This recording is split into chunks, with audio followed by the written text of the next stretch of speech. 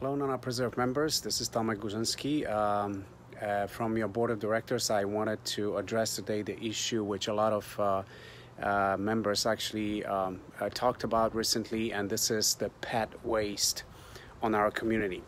I'm the pet owner as well. Although my pets are only indoors, there's a lot of owners who are walking their dogs and cats around the community, which is perfectly fine, and this is the place where we live and we enjoy.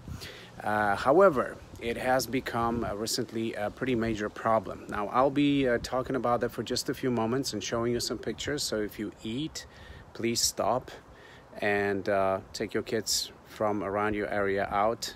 Viewer discretion is advised. I have to use some examples, so please pay attention and listen carefully. I cannot stress how important it is for all of us to keep this community safe. This is the place where we live. Our children play on the common areas, and we use little grass patches for sitting down and playing with our kids, playing with our dogs. Please, if you do have a pet, pick up after your pet. This is something which we all supposed to do. Imagine that was your own home inside and that happened, you would pick it up almost right away. It's kind of a common sense, but recently it seems like it became a problem. And talking about that, we have provided you, the members and the renters and whoever lives here, pet stations in our community.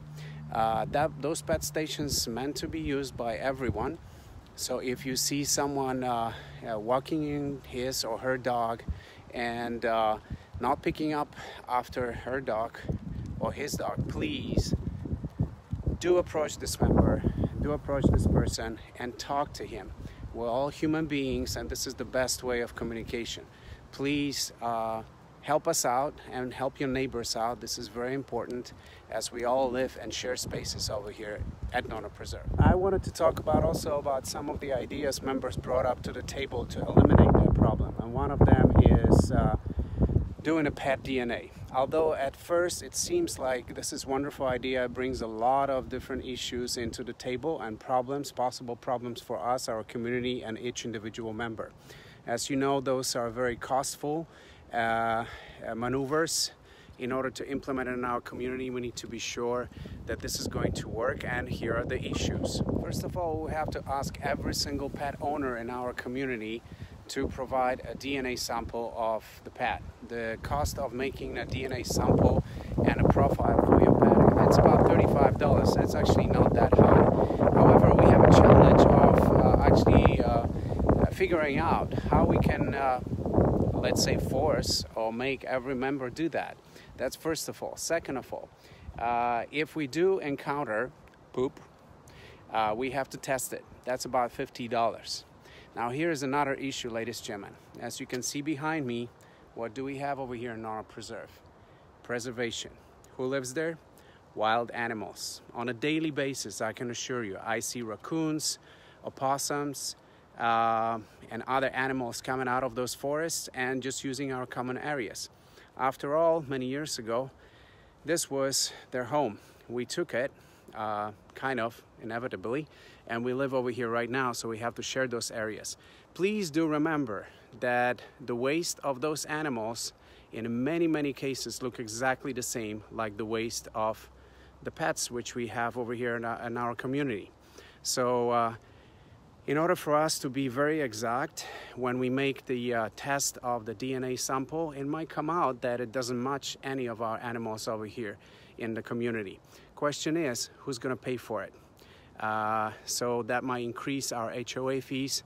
It's a very risky move. So as simple as I can say, ladies and gentlemen, if you see something, say something. That's what we are here for each other, to make this community livable.